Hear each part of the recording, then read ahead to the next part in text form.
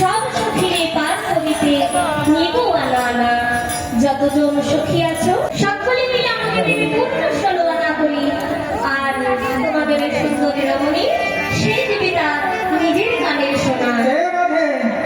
তুই অত সোনা দানা পরে আছিস কেন? দেখেছিস তোর সোনা দানা দেখে ওই যে লোক লেগেছে। কি করবি এখন? সোনা দানা তো দিতে বুড়িমা এই কানের সোনা দিয়ে যদি এই যমুনার ঘাট পার হওয়া যায় তবে আমি এই কানের সোনা দিতেও রাজি। হ্যাঁ বুড়িমা এই কানের সোনা দিয়ে এই ঘাট আর আমরা পার হয়ে যাবো।